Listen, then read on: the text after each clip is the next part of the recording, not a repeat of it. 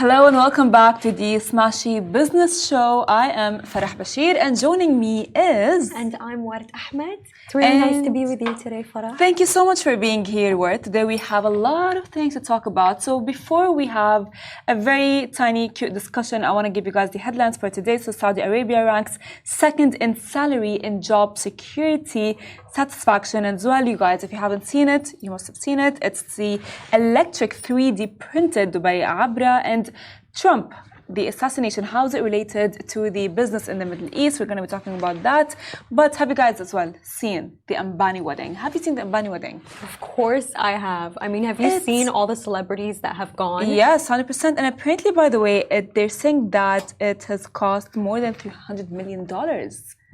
Would you spend such a big amount on your wedding? I mean, me personally, I wouldn't spend that much money on a wedding because I see that as overconsumption. I don't think that's required. I would invest it into something else like charity. However, in their specific case, they have so much money that it can go into weddings and charities and investments. 100%. And for them, I think it's a very smart business deal.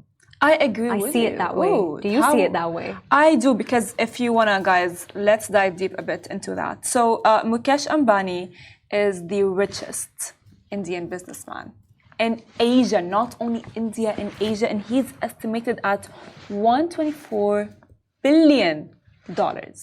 So of course he must have put that much money into that. But tell me, how do you think this is a good business deal? I think it's a really good business deal because, if you take a look at the wedding and all the people that attended, Bill Gates was there, Mark Zuckerberg was there. You have influencers like Kim Kardashian, previous UK prime ministers. I really see this as a smart business move because what they're doing is that, they're showing their soft power, by showing all the glamour of Indian weddings, the richness of it. What they're doing is that they're showing the world that the Ambani empire is here to stay.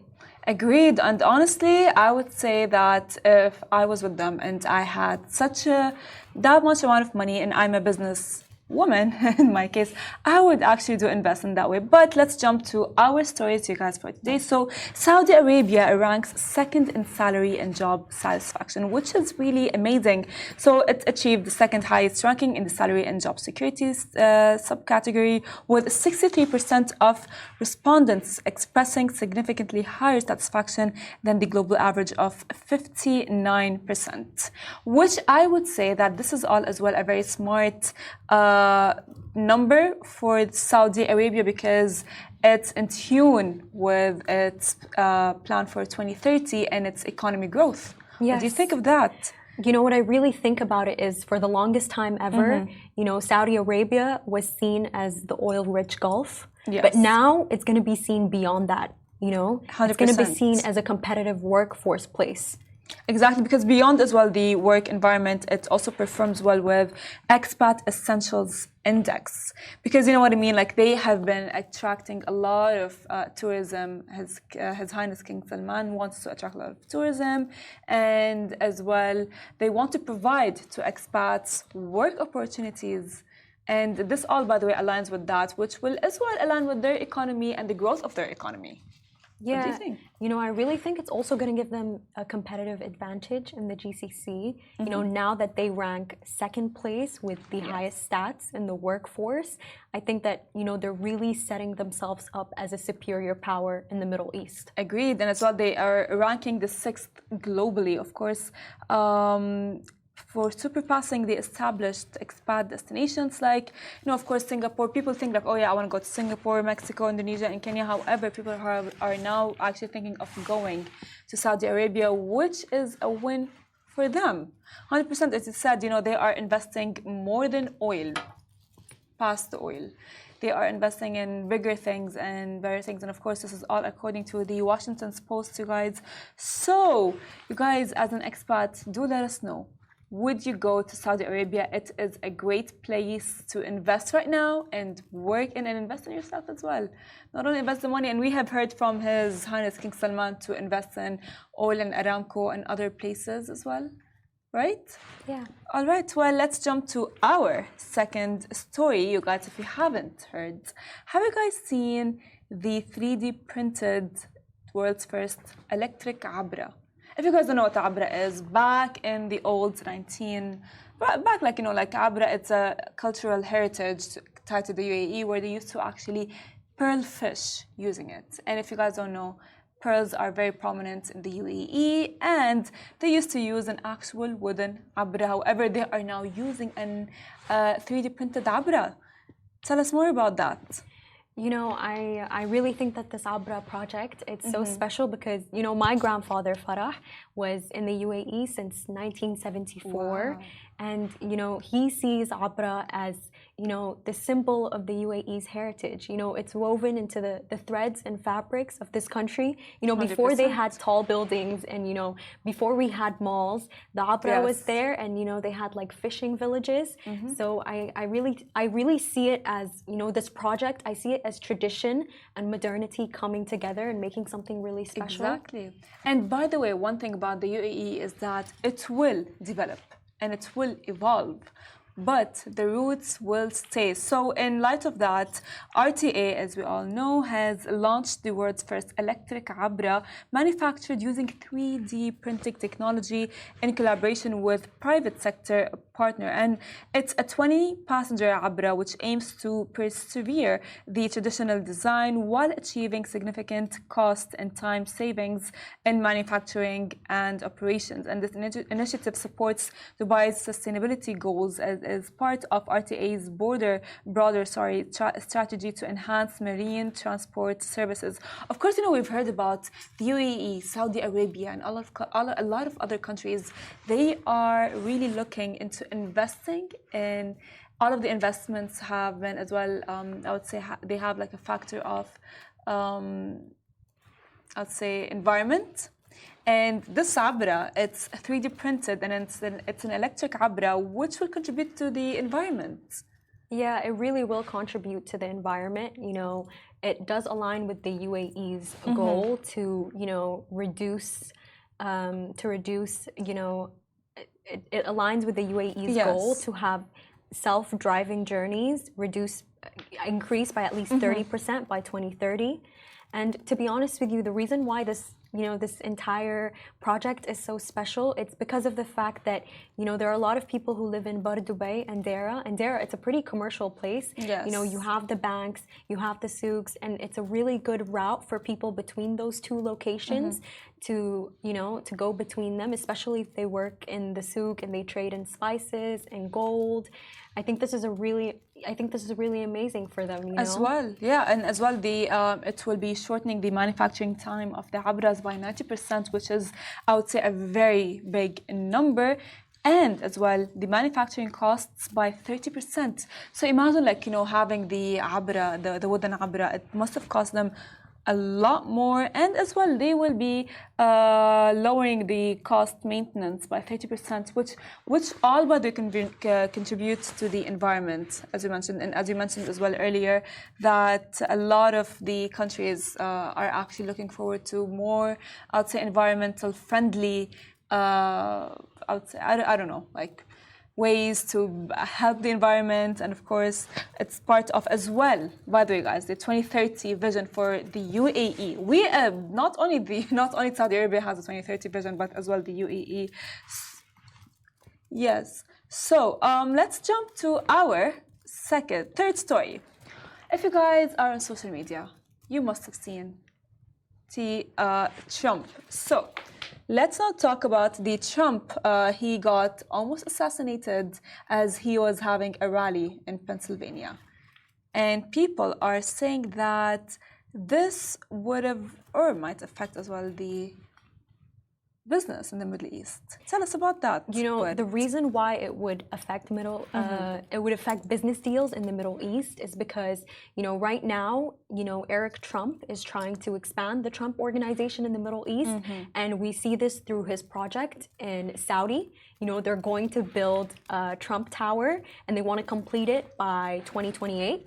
And they also have a project on Oman that's worth $5 million, yes. Farah. $5 million, where, you know, they're basically going to expand this luxury resort there, you know, with an 18 golf course that's very similar to the one that they have in Damak. in Dubai. And, the reason why this almost successful assassination could have affected that is, people would think to themselves, are there security? At Arizona State University, we're bringing world-class education from our globally acclaimed faculty to you. Ranked #1 in innovation for 10 consecutive years and #2 among public universities for employability. ASU isn't just ahead of the curve, it's creating new paths to success. Earn your degree from the nation's most innovative university. Online, that's a degree better. Explore more than 300 undergraduate, graduate, and certificate programs at asuonline.asu.edu. Risks with investing into the Trump organization. But in this case, I'd really have to do you think that in this case resilience will turn risk into reward?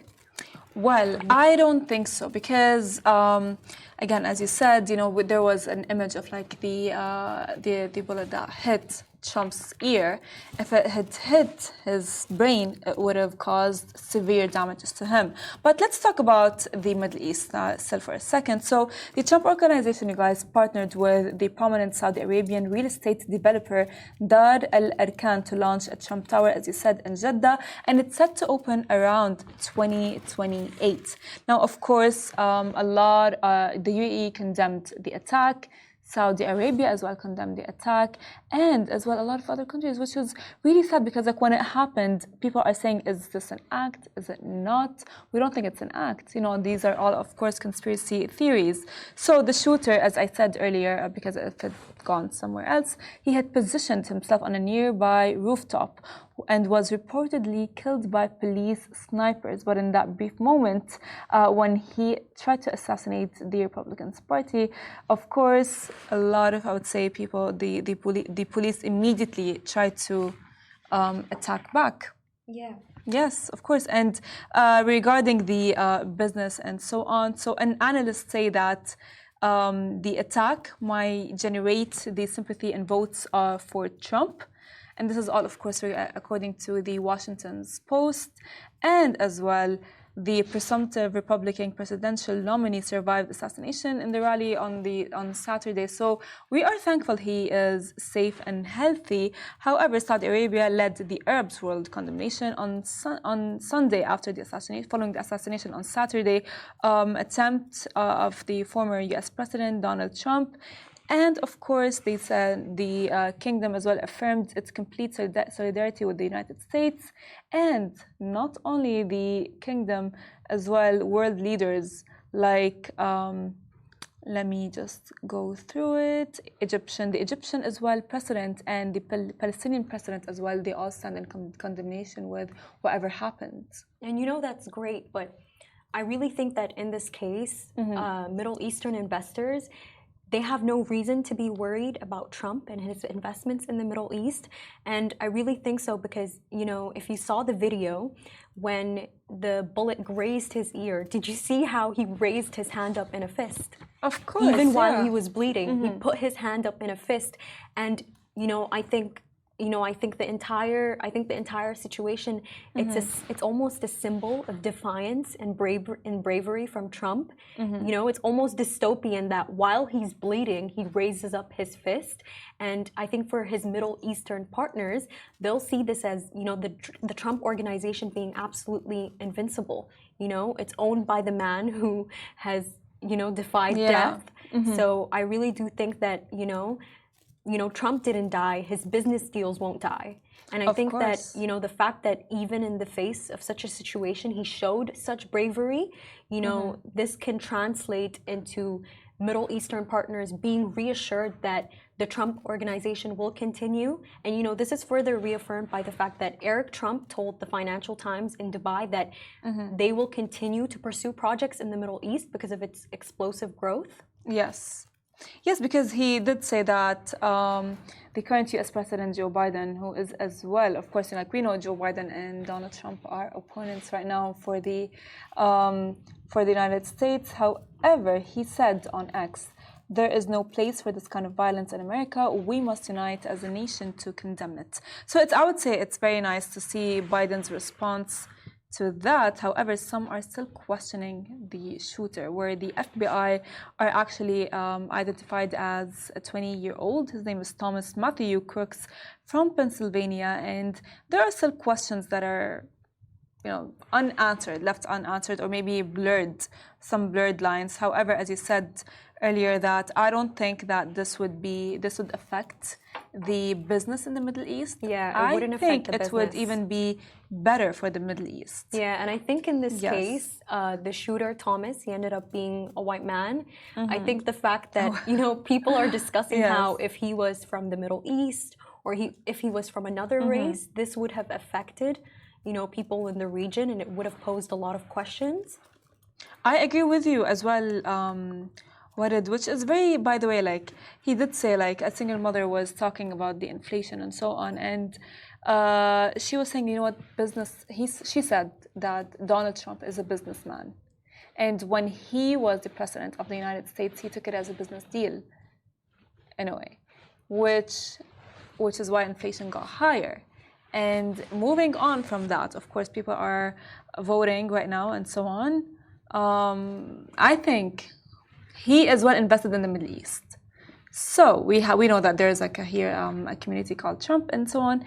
But I think the business, I agree with you, the business will continue to flourish. And, Donald Trump actually also said, after he was shot, that he was saved by God or luck. Saved by God. And on the topic of luck, I wanted to ask you, Farah. Yes. Do you think that luck attributes to success? Do you think it's luck or hard work?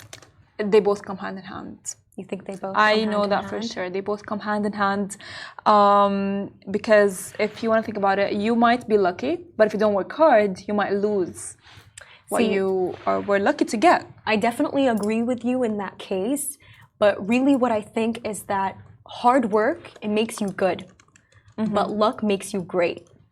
And, we see this case in, Microsoft's Bill Gates. I don't know if you know this, but basically Bill Gates I think it was around the 60s, he went to the only school in the US that had a computer. And the US has 50 states. It has 50 states, and within those states, it has small cities. He went to a school that had 300 pupils. It was the only school that had a computer. And, he even said it himself. If there had been no Lakeside, there would have been no Microsoft. And, it's just obviously, the way that he built his company, that all came down to him. But the fact that he went to the only school that had a computer, that he had access to that. So I definitely think hard work, of course, it pays off. But I think luck, it's being at the right place at the right time with the right people. Well, let's go back to Trump. I want to say something. Did you know that after his assassination attempt, crypto actually rose on Sunday following the assassination attempt for Trump? Yes, it was trading at 3.84%. And then at 10:12 UAE time on Sunday, it got higher. But, I mean, honestly, it just shows. And as well, speaking of how the assassination of Trump actually, I think, worked in his favor in a way, because people will of course feel bad for him. However, as well, there's an analyst who said that the U.S. market could experience a decline in trading hours on Monday. However, it did not. It actually reached on top high, and of course that's also according to an analyst with a report done by the National. And you saying that his crypto went up, I think this just goes further to confirm that what happened to him is not going to off-put investors, whether they're in America or they're in the Middle East. It won't off-put them. If anything, him raising his fist, that symbol of power that he showed, will encourage people to further work with him in the Middle East. As well, because it's a lot of other things gone up as well, because gold as well as the United States dollars benefited from the whole assassination, because the market has seen an increase. I mean, for example, gold was trading at $2,411.43 per ounce when markets closed on Friday. However, after the assassination, the gold hit 3,000. Instead of 2,000 and something, it hit $3,000, which is a lot. And of course, the financial market has seen an increase, and gold and crypto and all of this. So I think honestly, like, the business would do well on his end, and as well for the Middle East as well, for sure. Since, you know, the UAE condemns it, Palestine condemns it, and as well Saudi Arabia as well condemns it, and as well Qatar and Bahrain condemn the attack. So you guys, if you hear it again, let me tell you, Trump's assassination is not going to be affecting business. If it's anything, it's going to do it even better. And this brings us to the end of the show. But before we say our goodbyes, don't forget to go in podcast form and our newsletter. If you guys have not subscribed to it, we get all of our news there first, hand in hand, before we even talk about it. Sometimes we don't even talk about the things that are on the newsletter on the show. So don't forget to subscribe to that, and we will be seeing you tomorrow, same time, same place.